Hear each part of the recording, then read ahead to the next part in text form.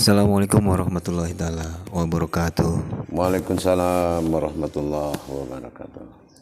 Alhamdulillah berjumpa kembali dengan saya Khalifah Haji Muhammad Swadi Al-Waliuddin pada channel YouTube Buya Pasaman Timur dalam makom Majelis Zikir Ma'rifatullah. Yang pada kesempatan kali ini kita bersama-sama kembali dengan Guru Mursyid Syekh Nur Muhammad Buya Irwan Maulana Al-Khalidi, yang mana seperti biasa kita akan mengajarkan muzakarah dari apa yang didapat berupa pertanyaan-pertanyaan dari jemaah maupun dari pemirsa yang selalu menyaksikan channel YouTube Buya Pasaman Timur.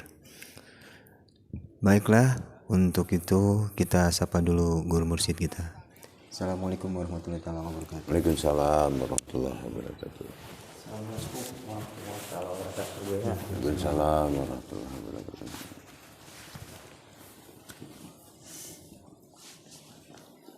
Hadirin sekalian yang sama-sama menyaksikan channel YouTube Buya Pasaman Timur, serta jemaah yang selalu menanti tayangan-tayangan dari YouTube Buya Pasaman Timur ini, di season atau di kesempatan kali ini ada beberapa hal yang merupakan bagian dari pertanyaan-pertanyaan pemirsa maupun jemaah yang selalu menyaksikan channel YouTube kami, yang nanti kiranya akan kita dengar tentang apa yang nanti akan saya sampaikan, juga dari saudara-saudara kita yang ikut hadir pada tayangan kali ini, yang sama-sama ingin bermuzakarah dengan Guru Mursyid kita.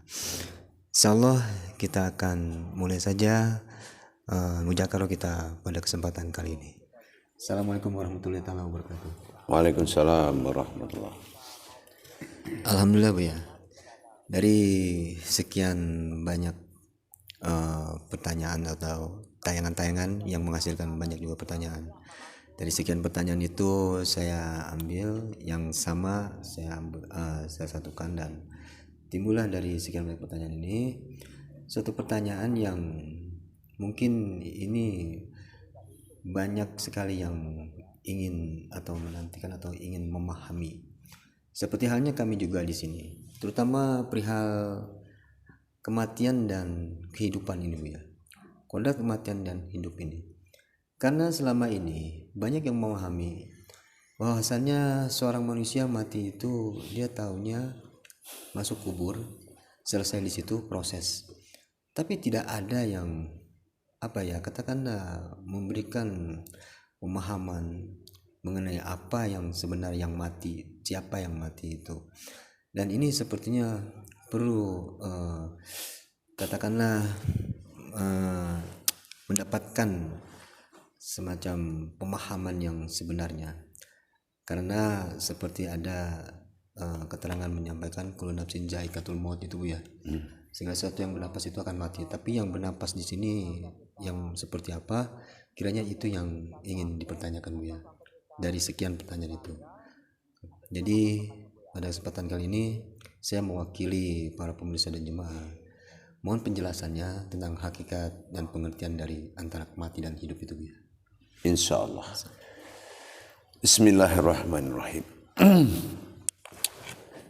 Jadi kalau kita bicara soal kematian atau yang bersifat mati, ini ada beberapa pandangan. Ada yang disebut mati dalam bahasa maut, dan ada disebut mati dalam bahasa mutu. Nah, ini kalau orang yang tidak bisa membedakan, ini akan menjadi satu arah dia. Nah, apa satu arahnya? Dari sisi amaliyah, nah, kan perjalanan ini ada dua.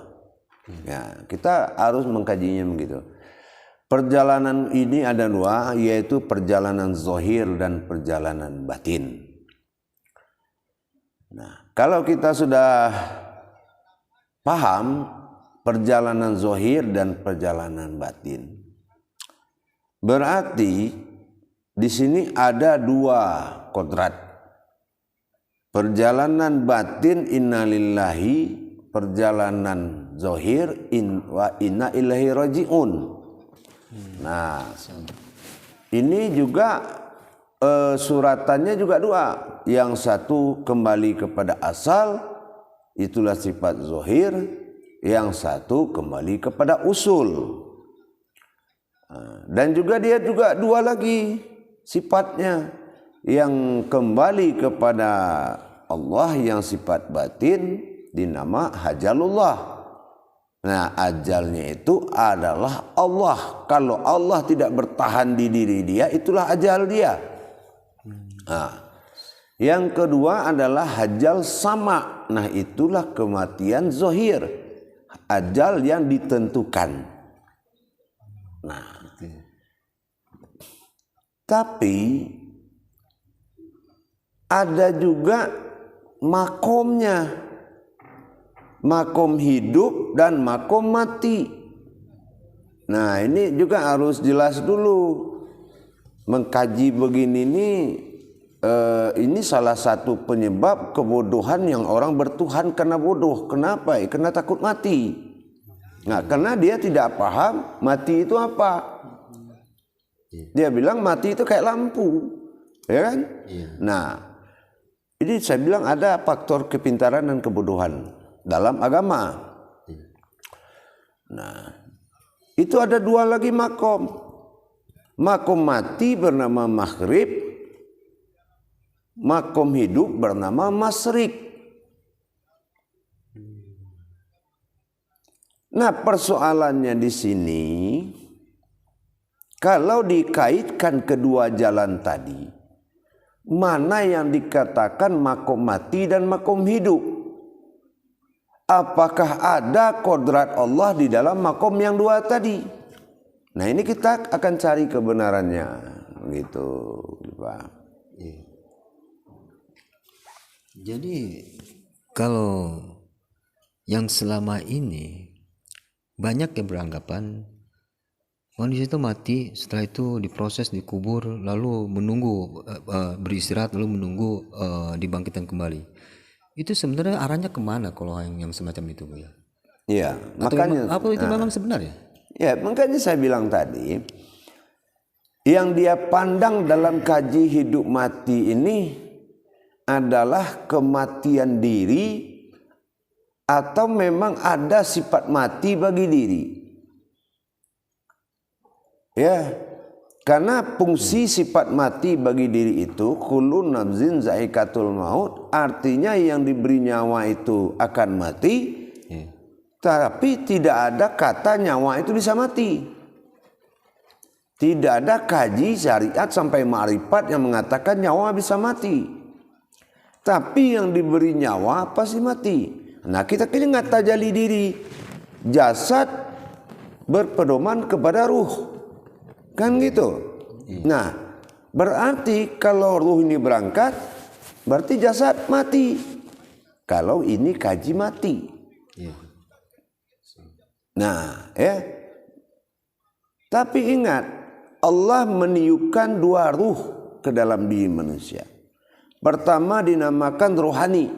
Ruhku, kata Allah, kutiupkan ruh. Jadi dua. Yang kedua dia menjadi ruhamiyata. Ruhamiyata itu adalah ruh yang diperintah.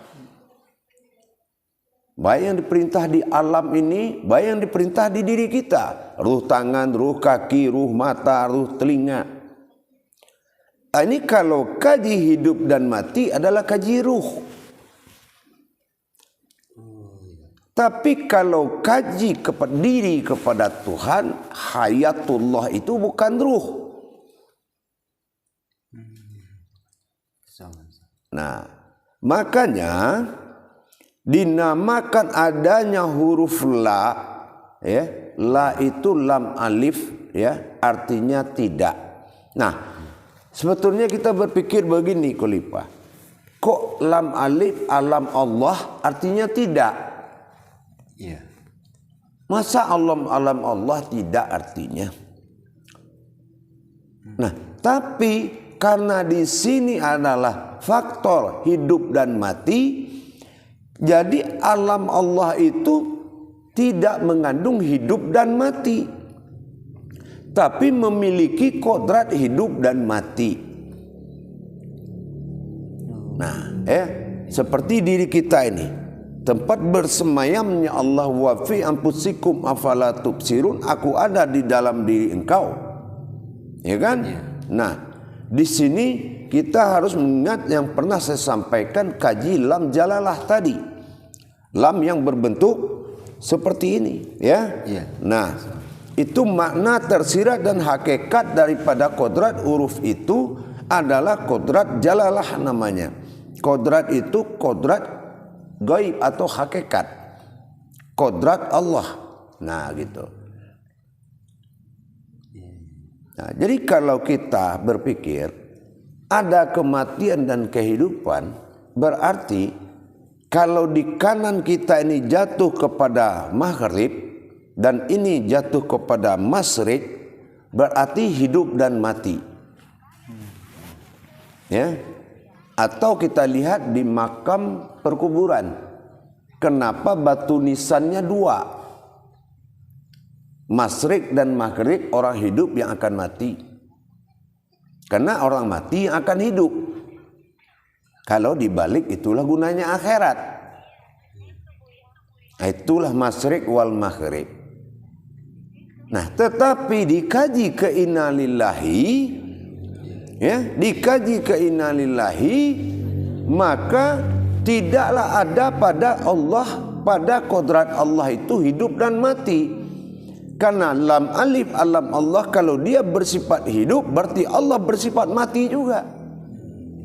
Maka dikatakan alam Allah atau diri ini la,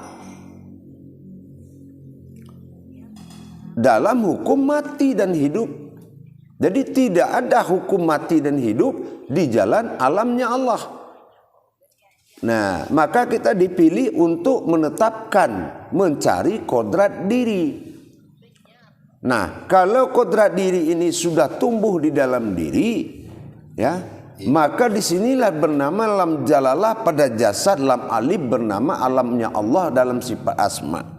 Kalau alamnya Allah lam tajalalah lam alif ini, disinilah kita harus melihat mana tali nyawa kita yang tidak ada melalui uratnya, urat yang berdarah atau berurat.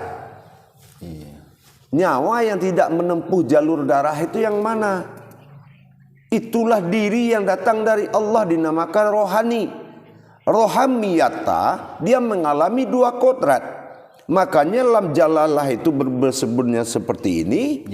Nah, di saat kita bertajali menghadirkan kodrat Allah tadi, maka kita meletakkan atau menempatkan daripada kodrat mati kepada maghrib pada garis lam, dan garis lam ke kiri menempatkan kodrat hayat kepada alam.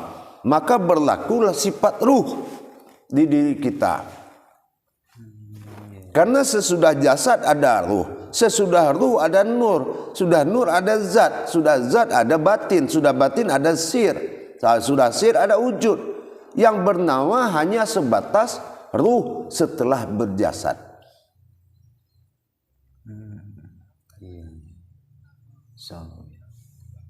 Nah, inilah yang dikatakan diri sifat tadi. Nah, itu yang dikatakan hajalullah. Inna lillahi. Nah, itu yang hajalullah. Inna lillahi itu hajalullah. Itu inna lillahi. Kodrat Allah kembali kepada Allah. Alif dan alif yang pernah kita kaji. Nah, itu datangnya dari makom lam jalalah tadi. Makanya la itu dua maknanya. Adalah ini seperti tongkat atau pancingan, ada seperti tali. Dan itu maknanya beda. Disebut sama, fungsinya beda. Kalau yang seperti tali dikandakan lam jalalah yang kodrat pada jantung kita. Nah, sumber di tengah di batin, kiri kanan ada hayat, maghrib dan masyrik. Dia 3 kamar, makanya dia 3 titik. Ini lam jalalah, alam hayat kehidupan. Tapi kalau diceritakan tentang kodrat diri pada sifat diri pada sifatnya Allah, nah, ini kita kembali ke af'alullah. Selagi itu bergerak, gerakmu adalah hayatnya Allah, berarti Allah itu hidup di dirimu. Nah, makanya timbul maut. Nah, kata maut inilah, kalau kita lihat tulisan al-maut, di atas waw itu ada sukun. Nah, berarti sukun ini alam mati. Betul nggak arti sukun mati di Al-Quran? Nah, berarti yang mati itu siapa? Wow, dia. Dianya bagi aku Allah meninggalkan rumahnya Allah. Nah, itulah yang dikatakan inna lillahi. Itu usul. Tapi wa inna rajiun itu ruh yang tadi diantarkan kepada asal. Makanya asal usul. Nah, begitu. Lalu saya pernah dengar ada kalam begini ya. Ada orang yang di mata Allah itu hidup sebenarnya mati, dan ada orang yang di mata Allah itu mati sebenarnya hidup, atau bagaimana itu? Kalau kurang lebih seperti itu saya dengar. Itu gimana maknanya ya? Orang yang di mata Allah dia mati, di mata manusia dia hidup, berarti itu tidak hidup dengan kodrat Allah atau hayatullah. Ya, tidak nyawa berupa batin Allah, tidak insannya berupa zat Allah, dan tidak jasadnya di dalam tubuh ada nurnya Allah. Nah, ini makom daripada tubuh fanafilah dia tidak menjadi pegangan hidup, itu orang mati di mata Allah. Atau kita kasih nama daging bernapas. Nah, nggak ada judulnya karena semua hewan juga sudah punya nama. Itu siapa yang dikasih namanya?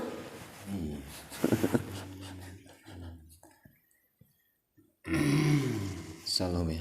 Alhamdulillah. Untuk kesempatan pertanyaan saya coba berikan kesempatan kepada saudara kita. Barangkali Pak Rewa dan Pak Irwan Nopiarta ingin bertanya, silakan. Assalamualaikum warahmatullahi wabarakatuh. Waalaikumsalam warahmatullahi wabarakatuh. Kita tadi berbicara tentang mati. Sedangkan seluruh umat Islam mengatakan qabla mutu anta mutu. Artinya matikan sebelum kamu mati. Apa tujuannya matikan sebelum mati? Apa boleh mati ditusuk dengan pisau? Apa boleh minum racun ya? Nah, ya. Tadi mungkin saya sudah sampaikan ya. Bedanya kata maut dengan mutu. Nah, kalau mutu itu mematikan diri sebelum mati. Artinya mati batil, hidup hak. Nah, kan gitu. Nah, itu yang dikatakan khabla mutu mata mutu. Arti khabla mutu itu pertama khabla mutu dulu. Datang kejadian kematian bagi diri, barulah qabla mutu. Berarti halal. Nah, kalau kita bunuh diri, anta mutu dulu baru qabla mutu. Udah dia mati baru orang nguburin. Tapi kalau dia melihat dia dikuburkan, melihat dia dibawa, melihat dia dimandikan, nah itu qabla mutu karena adanya dalam tawajuh. Itu dinamakan qabla mutu. Makanya saya bilang ini cerita mutu dengan maut, ini innalillah dengan wa inna rajiun. Itu perbedaannya. Nah, qabla mutu anta mutu. Dia berusaha mematikan diri, tapi dia tidak tahu proses menjadikan mati dulu. Bagaimana proses penghantaran diri menghadap kiblat? Penghantaran jasad menghadap kiblat, melihatlah menghadapkan wajah Adam kepada kiblat sebelum menghadapkan wajah batin, wajah Muhammad kepada batin. Kan gitu, wajah Allah kepada batin. Nah, itu namanya qabla mutu anta mutu. Nah, itu bedanya. Berarti kalau dicerna dan dianalisis, apakah ada yang mati, apakah ada yang hidup? Apakah ada yang hidup yang dimatikan? Apakah ada yang mati yang dihidupkan? Atau apakah hidup yang kekal selama-lamanya. Ya. Kalau kita cerita masalah mati hidup, itu tidak di tangan Allah ceritanya. Itu di tangan daripada sifat arwah bagi insan, ya. Kalau sifat arwah bagi insan tadi, itu bahasanya hari berbangkit. Ya. Tapi kalau kita bercerita tentang Allah pada sifat mati, itu sesungguhnya tidak ada kematian bagi Allah, ya, kecuali markazi, zat yang kekal, kecil, berpindah-pindah. Inna lillahi wa inna ilaihi raji'un. Nah, itu yang berpindah, atau dikatakan dalam sidang akhirat dinamakan kitabnya yaitu Yasin, dinamakan Sayyidina Mursalin. Hanya perpindahan dari kodrat umat menuju kodrat Tuhan. Itulah alif kembali kepada alif. Oh, itu alif kembali kepada Nah, ya. makanya innalillahi. Innalillahi. Alif awalnya, alif akhirnya. Nah, karena apa? Perjalanan Allah ini tajalliullah berupa pedoman kepada aftar alif pada nyata dalam Al-Quran. Yang kedua, tajalli sirullah, alif yang hilang dalam bismillah. Inilah innalillahi. Bagaimana menghilangkan yang nyata itu kembali kepada usulnya, tidak nyata. Ini yang dinamakan asal usul. Tapi kalau kita bercerita masyrik dan maghrib bagi alam sebagai kiblat mati. Nah, kiblat mati itu contohnya apa? Lah kita kan sholat kan menghadap ke maghrib. Berarti itu kiblat mati. Nah, yang bersifat mati siapa? Inilah. Nah, tapi itu mutu. Kematian al-mutu, kematian yang dibuat, yang ditetapkan dalam hukum rohani, mematikan diri sebelum mati. Tapi kalau bersifat ajalullah atau hajal sama, itu kembali kepada riwayat tajalli. Tajalli Allah innalillahi wa innalillahi raji'un, tajalli sirullah innalillahi. Nah, ini ajalullah dengan ajal sama. Kalau ajal sama, kamu ditetapkan umur sekian meninggalkan dunia. Yang dia tinggalkan kan dunia. Yang berdunia siapa? Coba kita tanya. Yang berdunia ini siapa? Apa memang ada khusus makhluk yang berdunia ini? Kenapa bahasanya meninggalkan dunia? Yang meninggal dunia siapa? Dia bukan meninggalkan umat, tapi dia meninggalkan dunia. Betul nggak meninggal dunia? Iya. Terus siapa yang berdunia? Nah, kita ini jangan terlalu mudah berpikir suuzon kepada Allah. Begitu masuk alam barzah, ditanya man rabbuka, nggak dapat, disiksa. Allah itu memuliakan kita. Dengan kamu duduk mencintai wajah ulama, engkau cinta kepada gurumu, begitu engkau melihat wajah gurumu, gurumu melihat rasulmu, rasulmu melihat Allah, maka Allah tidak boleh orang ini ditanya di alam barzah. Kecintaan saja bisa membuatkan pertanyaan tidak ada. Subhanallah. Kan gitu. Jadi jangan kita beranggapan seperti prinsip amaliyah. Amaliyah ini kan dasar kita bertauhid, tapi tidak bisa jadi pegangan. Masuk kubur, disiksa di alam barzah, nanti dibawa ke akhirat, disidang lagi. Nah, ini pernah kejadian di zaman Usuluddin. Ada kalam yang mengutamakan ayat-ayat Allah dalam Al-Quran itu dulu. Siapa yang berdosa masuk neraka jahanam. Siapa yang berbuat ini dibakar. Siapa yang buat ini. Allah tegur, hai kalam, aku maha mengampun dan aku maha menyayangi, dan segalanya atas kasih sayangku. Maka hentikan kosam-kosam seperti itu. Maka dihentikan. Makanya Al-Quran sekarang berubah. Dengan Allah, maha Allah, dengan pengasih dan penyayang, maha benar Allah, dengan maha teliti, maha pengampun. Indah jadinya. Nah, gitu. Jadi tidak seperti yang kita duga. Nah, cuma lagi kita paham nanti bagaimana cara mendapatkan yang dikatakan wal Qur'anil Hakim. Bagaimana mengembalikan kodrat ini kepada Al-Quran pada alam. Mana Al-Quran yang jatuh kepada alam. Nah, seperti itu. Paham kira-kira? Nah, itulah yang harus kita muliakan. Berarti yang istilah mati ini cuma sebutan ya Bu ya, melainkan berpulang ya. Ya, sekarang carilah orang mati kalau bisa. Contoh, saya tanya, orang tidur mati enggak? Ya, mati. Mati. Ya kan? Enggak, orang tidur itu kan Oh, hidup. hidup. Betul enggak? Iya, iya.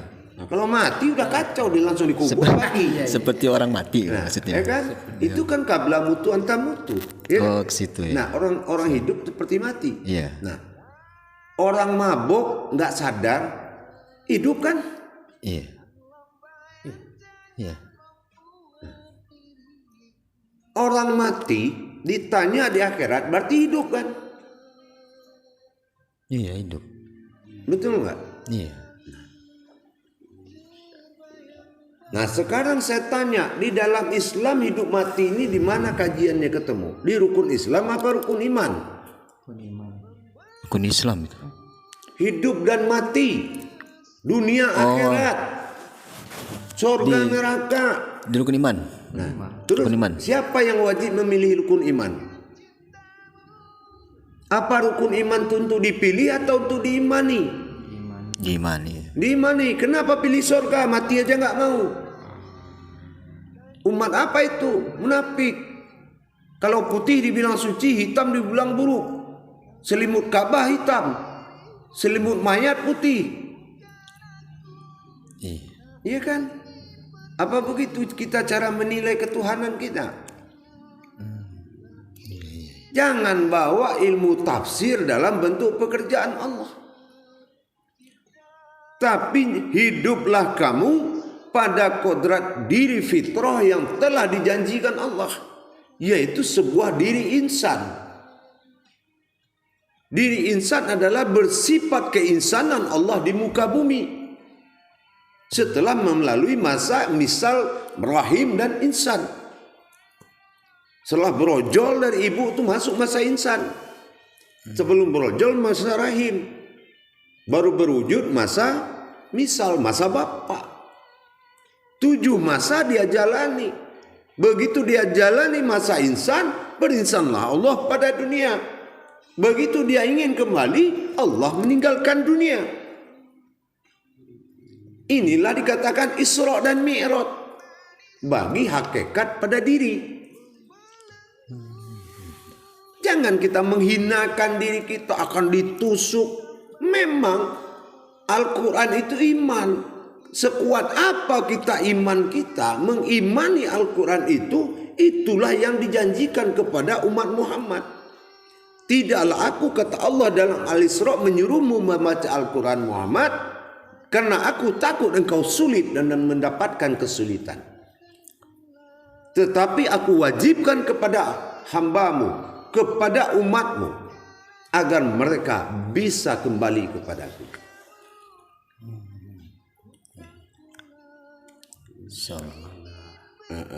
Jadi mati atau maut, jangan kita berpikir manusia itu akan mengalami proses rukun iman di akhirat.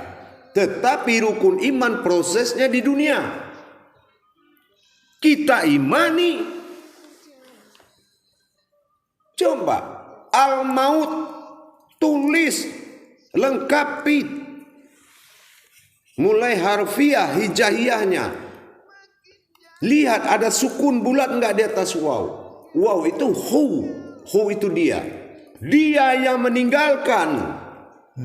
Zahirnya sendiri yang terbuat dari kalam Al-Quran bersifat alam. Tanah bersifat Al-Hakim pada diri. Al-Hakim pulang menjadi tanah.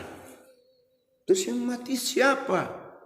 Dialah yang kembali. Nggak betah dia. Kenapa? Dia pikir alam kasih sayang, rupanya alam zahir batin tah bagaimana? Inilah membuat tidak terjadinya hubungan batin atau kecintaan kepada Allah. Jadi akhirnya apa? Sempit kita dalam petunjuk. Akhirnya kita tidak dapat petunjuk, tidak bisa mendapatkan sebuah ilmu. Paham? Nah, itu. Cuman ada satu ya. Tadi dalam menyimak maghrib artinya mati. Mati. Ada yang mati. Kalau ada yang mati, tentu ada yang hidup ya. Mohon penjelasannya. Nah, iya. Yang bersifat mati adalah bersifat ruh, yang bersifat hidup adalah nur. Kan gitu. Itu masyrik di matahari terbit. Yang mati di situ kan nur, masuk di mati. Ya. Nah, artinya nurul kembali kepada asalnya yaitu maghrib. Paham? Nah, dan itu tidak bisa dipilih untuk kuburan manusia. Itu adalah sebuah kodrat tempat kita mengkiblatkan jasad. Menghadap Adam dalam wajahnya kepada maghrib, barulah menghadap Allah dalam wajah batinnya kepada batin. Nah, disinilah yang dikatakan hayatullah tadi. Kalau hayatullah tidak ada ruhnya. Allah bukanlah sebuah ruh. Terus kalau ada kodrat mati, kita masuk pada mati. Tidaklah seperti itu. Kan ada dibagi tadi. Innalillahi wa inna ilaihi raji'un. Kalau manusia, dia diwajibkan bertuhan kepada Allah 24 jam. Kalau 24 jam ini, hiduplah dunia dalam akhirat ini. Semua akhirat dalam dunia. Terus kapan mati? Kalau 24 jam ditunggui oleh Allah, berarti kita sudah kembali kepada Allah dalam 24 jam. Iya. Sebanyak 24 hurufnya syahadat. Paham? Insyaallah. Insyaallah. Terima kasih ya. Insyaallah. Ada saudara kita yang mau. Silakan. Assalamualaikum warahmatullahi wabarakatuh ya. Waalaikumsalam Warahmatullahi wabarakatuh. Saya nanya dalam pengertian kita yang umum ya. Ya. Mayat setelah masuk ke kubur katanya 7 langkah ke berapa langkah itu ditanya. Berarti pengertian kita ini yang ditanyakan jasadnya ya. Padahal kata Buya tadi yang balik adalah dia, yang alif itu balik ke dia, yang bertanggung jawab kok jasadnya yang diinin dalam pengertian di. Iya, betul sekali. Ya, yang kembali dengan yang ditanya tidak akan pernah sama. Kenapa? Hidup mereka, ruh itu mempunyai 2 sifat. Ada amal baik, ada amal buruk. Yang ditanya itu amal baik, amal buruk. Itulah yang mengendalikan manusia selama ini. Nah, man rabbuka, siapa yang menguasaimu? Kalau amal baik, alhamdulillah. Kalau amal buruk, ya berarti pakailah jalur amaliyah. Kalau memang alam barzah memiliki suatu azab dalam rukun iman, berarti ya silakan alami. Tapi kalau Allah kamu pilih tempat kembalimu, maka semua amalmu akan benar karena solatmu benar. Setiap orang bertuhan pasti dia solat. Kalau solatnya benar, maka benar seluruh amal dia. Kalau amal dia benar, mana ada yang ditanya? Bukankah solat yang pertama dihisap? Iya. Nah, Sana rupanya maksudnya. ya begitu. Kalau kita solat kita benar, siapa lagi yang mau ditanya? Karena sudah tentu Rasulullah sudah bilang, apabila solatmu benar, maka benarlah semua amalmu. Tapi kalau solatmu rusak, maka rusaklah seluruh perbuatan amalmu. Sama. Nah, kalau yang ditanya itu masih di situ, berarti amalnya rusak. Amal ibadahnya rusak, solatnya rusak. Berarti ajalnya sama. Nah, begitu di akhirat dia bertemu. Nih kaji daripada sifat amaliyah. Ya, karena apa saya bilang sifat amaliyah? Dalam kun fayakun nggak ada akhirat, ya. Tapi dalam amaliyah adalah iman. Iman kita harus mengimani apapun yang dijadikan Allah. Kalau ada diimani malaikat maut, jangan sekarang seperti orang sekarang lebih takut ke malaikat maut kepada Allah daripada kepada Allah. Berarti imannya nggak ada. Padahal itu di rukun iman. Rukun iman itu dalam arti umpamanya alam ujian aja, umpama sekedar dites, ya kan? Ternyata kegugur dia. Ada surga, ada neraka. Oh, saya pilih surga aja. Berarti imannya habis. Benar kan? Nah, Salah paham ya, maksudnya paham kan? Ya, Nah, jadi jangan kita merendahkan diri, perbaiki sholat kita. Habis cerita tadi. Kalau sholatmu benar, maka benarlah seluruh amalmu. Yang salah pun jadi benar. Kalau Sholatnya benar. Tapi kalau sholatmu salah, tidak benar, maka tidak akan benar semua perbuatan baik. Meskipun kerjaan kita bersedekah aja sampai tua. Ya? Tapi tidak diakui Allah karena sholatnya rusak. Artinya tauhidnya dengan Allah itu sudah rusak. Itu, paham kira-kira? Jadi balik lagi tadi ya, misalnya amal baik, amal buruk tadi yang menguasai itu pada hakikatnya yang mana itu? Saya tidak tahu. Oh. Saya tidak pengikut amal baik. Kalau pulang kepada Allah, saya mengikuti Allah. Jadi saya tidak melayani kaji itu. Kenapa? Bagaimana saya melenyapkan keakuan diri saya, mewujudkan akunya Allah dalam kaji diri. Jadi saya tidak berpedoman kepada yang telah disunnahkan menjadi batil dalam rukun iman. Ya, kita makom tauhid. Jadi begitu, tidaklah kita memilih-milih kaji, tempatkanlah kebaikan yang lebih baik di dirimu, yaitu dengan menyempurnakan amal solat kita, ibadah solat kita kepada Allah, maka semua amal kita akan baik. Jadi kuncinya ini dulu yang kita Itu dia solat tadi. Sholat. Solat rusak, ya sudah. Contoh rusak apa? Berdiri di sejadah. Qabla mutu anta mutu. Kita pura-pura mati. Tuhan aja dibohongin. Apalagi istri anaknya semua. Ya kan? Nah itulah contohnya. Solat yang rusak. Ya. Menghadap kiblat, ada kiblat aja. Menghadap Allah enggak. Nah. Iya, Betul enggak itu? benar. Nah itu. Jadi semua harus tahu ilmunya. Intinya seperti itu aja, insya Allah ya. Jadi saya harapkan juga kepada kita semua, artinya utamakanlah sholat ini. Itu aja. Paham? Alhamdulillah, jelas dan mulai terbuka terang. Jadi ternyata dari semua itu, kenapa sih sering kita dengar kalam yang menyatakan jagalah sholatmu, apabila di akhirat nanti itu yang akan dipertanyakan pertama kali itu sholat. Benar sholatmu maka benar semua amal perbuatanmu. Tapi kalau rusak semua. Rupanya ternyata kembali ke tadi yang Buya bahas itu, itulah yang selama ini orang khawatirkan. Ada pertanyaan di Barja.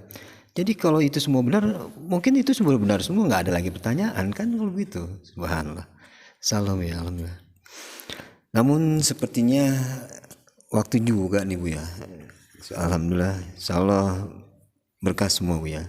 Amin, Tapi di ujung acara ini, di acara mujarakah ini, seperti biasa Bu ya, kami juga ingin mendengarkan nasihat dan petuah Bu ya. Mohon izin Bu ya. Insya Allah untuk para jemaah, para hadirin semua, hilangkan ilmu tafsir kepada tingkat hakikat. Kenapa? Perbuatan tauhid itu setelah amaliyah itu ibadah. Jadi artinya apa? Kita menilai, mengkaji perbuatan Allah kepada diri itu lebih mulia daripada kita mengamalkan tafsiran-tafsiran ilmu yang tidak mengetahui sedikit pun kepada perbuatan Allah. Jangan ada prasangka kepada Allah, tapi kajilah kenyataan Allah pada diri. Itu hanya insya Allah. Insyaallah ya. Ya, begitu ya. Insya Allah. Alhamdulillah ya. Baiklah, demikian tadi para pemirsa dan jemaah yang menyaksikan dari awal mujakarah ini dengan menyimak juga apa yang tadi guru mursyid kita sampaikan. dari awal sampai akhir. Semoga apa yang tadi disampaikan oleh guru mursyid kita menjadikan ilmu yang bermanfaat dan bisa kita jadikan sebagai amal dan ibadah dalam rangka menuju yang hak. Tadi juga sudah mungkin pemirsa yang menitipkan pertanyaan, semoga memuaskan dari apa yang guru mursyid kita sampaikan tadi. Dan untuk itu mungkin di mujakarah-mujakarah lain saya akan kembali menyampaikan apa yang menjadi pertanyaan-pertanyaan bagi pemirsa dan jemaah yang selalu menunggu tayangan-tayangan channel YouTube Buya Pasaman Timur ini. Jadi kiranya itu saja dari kami. Saya Khalifah Haji Muhammad Swadi Al-Walyudin. Kurang lebihnya saya mohon maaf. Billahi taufiq wal hidayah. Wassalamualaikum warahmatullahi taala wabarakatuh. Waalaikumsalam warahmatullahi wabarakatuh.